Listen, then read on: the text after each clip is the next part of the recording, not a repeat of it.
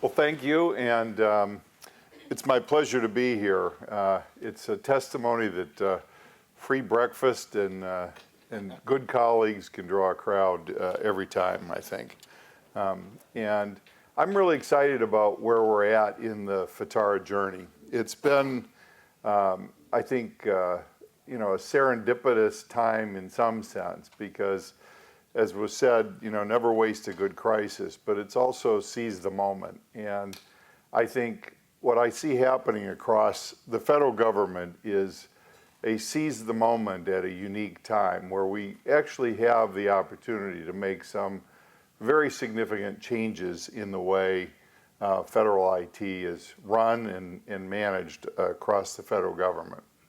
And so what I thought I would do this morning is just share a few thoughts in terms of my expectations and also what we're looking for in the plans that each of the agencies are submitting in terms of how they go implement Fitara.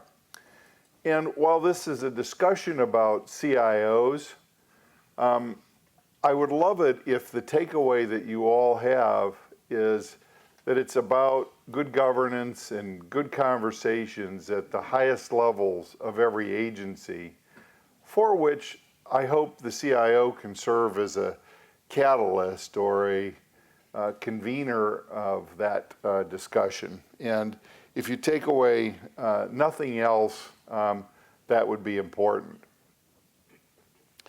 I think we're at a time of transition when the role of the CIO really is changing and needs to change. And the slide here, I know the print's a little small and some of you in the back of the room may have a hard time reading it, but let me just take you through some of the concepts. There was a time, and it may still be true in some places, where the CIO was brought into the conversation about IT spend at the very last minute, or maybe not at all. And that's not what Fitara is about. Our expectation is that the CIO is engaged at the most strategic level with the executive management team and with agency leadership and even subcomponent leadership around the design intent and the business outcome that's desired, and that includes the business process. I think it's wrong-headed thinking to say we're going to just make IT decisions independently of agency leadership or changes in the business process. Now, what's actually happening across the federal government is, at some pace or another, the business of government is digitizing. And it's digitizing in a way that's got momentum, it's got an inevitable outcome, which means that we'll have to change the way we do business. And it'll be more citizen-focused, and it'll be more outcome-oriented. And the role of the CIO is to engage the rest of the management team in that conversation to make sure we're getting the right outcomes. In some cases, the bureau or the agency CIO was just a holding company, and the subcomponent or bureau CIOs really held all the budget, all the power, and knew what was going on.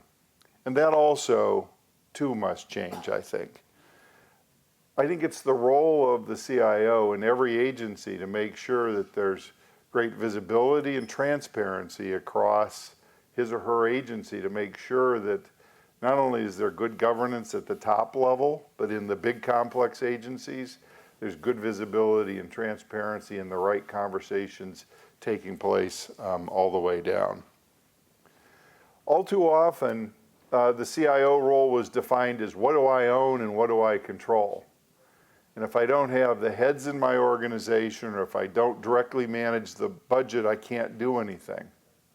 And I think the future CIO is one who may actually own very few things in some cases, but is a very powerful influence with agency leadership in making the right strategic discussions and engaging in a conversation about what the future of that agency could look like with a different approach to IT.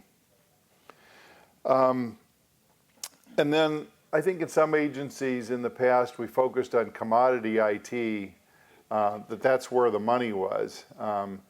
And while there's money there, the real money is in the legacy, old applications that I'm sad to report, and I want to update the number, it looks more like 80% in terms of just ongoing expense, and only about 20% of what we spend looks like new development. And that trend will continue. It'll get worse and worse the more we try to artificially constrain IT budgets. My experience has been that if you ask a CIO to go save money, which is the mode that we've been in, they'll do that, but they'll stop spending on new application development. They'll stop spending on refreshing infrastructure. They'll stop spending on the things that are easy to cut. And that's a circle the drain philosophy, and eventually you get to the point where we're at in some cases where we have crumbling systems.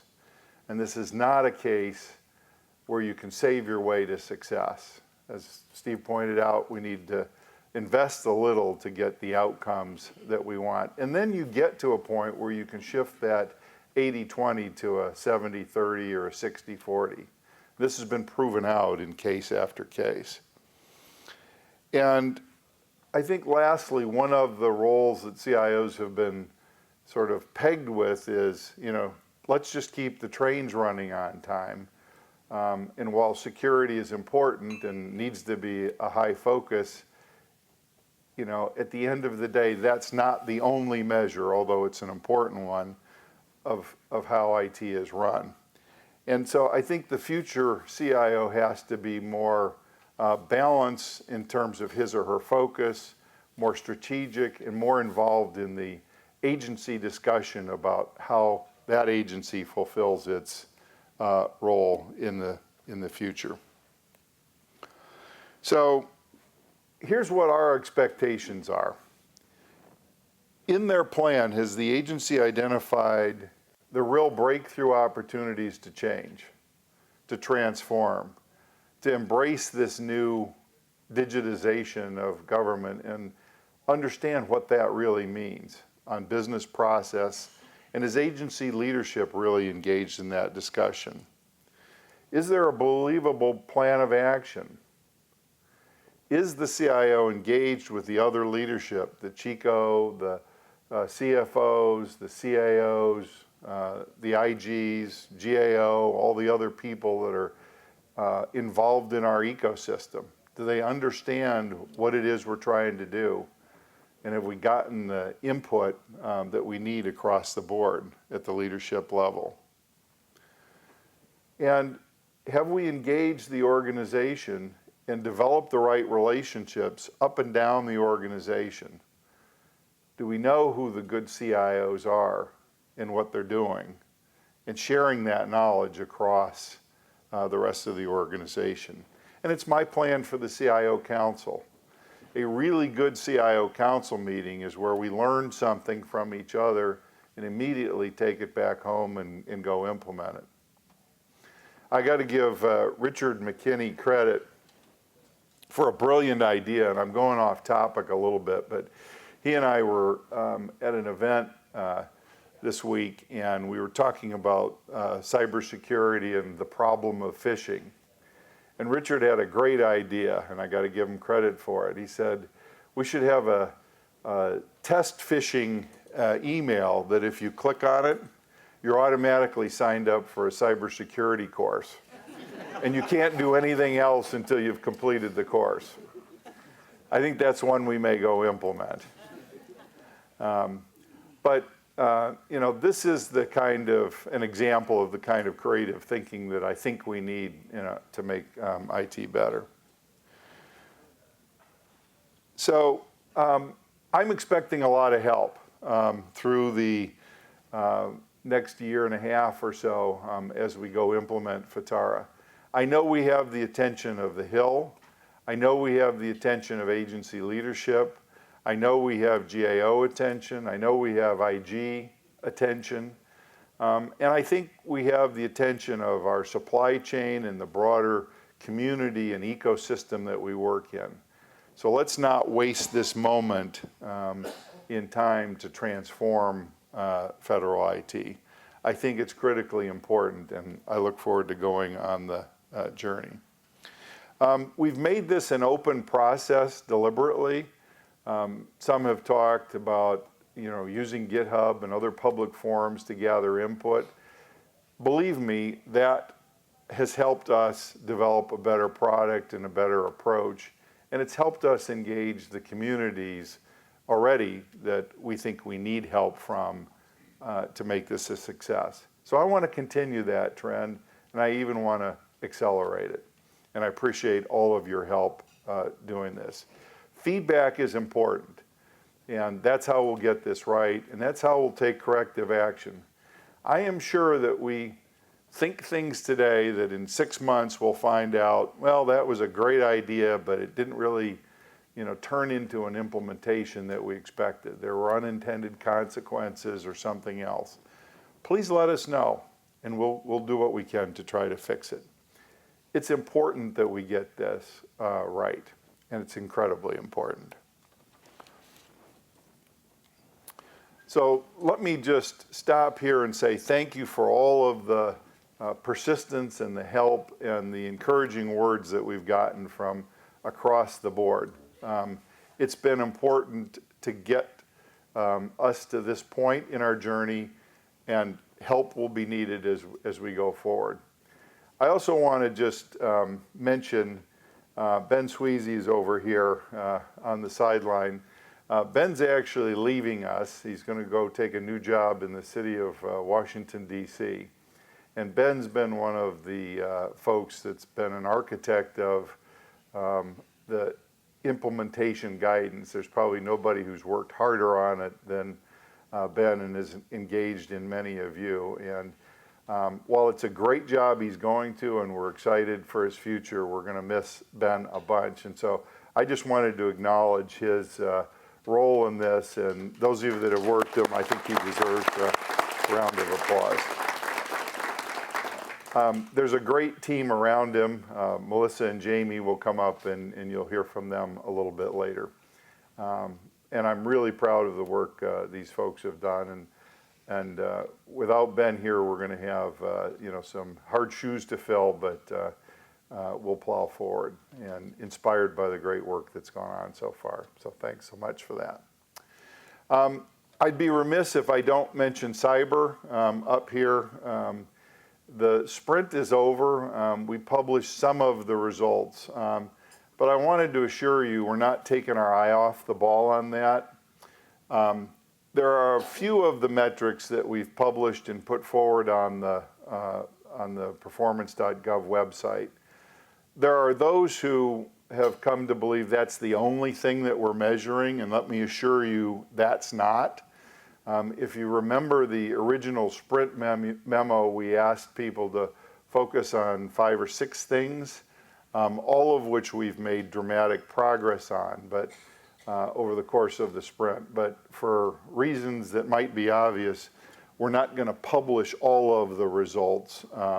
We don't want to provide a roadmap to somebody who might want to look for vulnerabilities about precisely where to go look. But I can tell you that I'm very pleased with the overall results. I'm pleased with the corrective action plans that we've seen coming in from the agencies.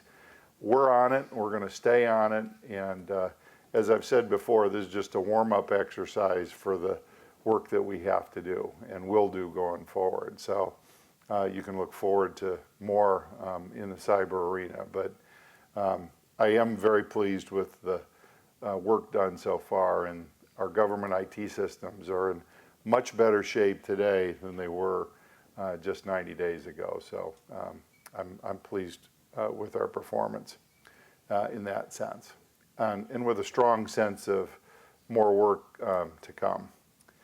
Only in Washington would you be satisfied with a 60% number.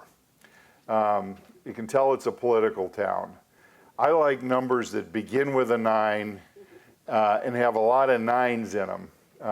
in terms of measure of success. So I think you can look for us to improve and increase our guidance in terms of what we're expecting, not only in the cyber area, but in many other areas across federal IT as well. It's an opportunity for us to raise our game and make sure we're doing a better job. So thank you for your support. Thanks for your help in advance, and I see many colleagues and friends and helpers in the audience, and we're going to need everybody. This is a team sport. It's a contact sport. It requires everybody in and everybody highly aligned in terms of where we're going. And I appreciate the help we're getting from Congress. We're going to need more of that as well. Thank you very much.